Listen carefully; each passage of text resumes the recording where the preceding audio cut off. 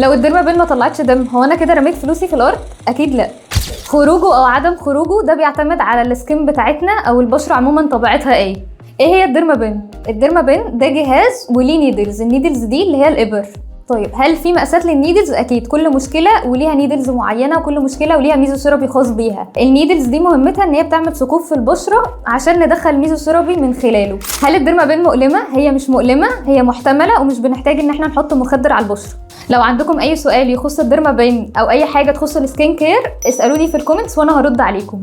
كان معاكم ندى زين، اخصائيه العنايه بالبشره. تابعوني عشان تعرفوا تحلوا كل مشاكل بشرتكم.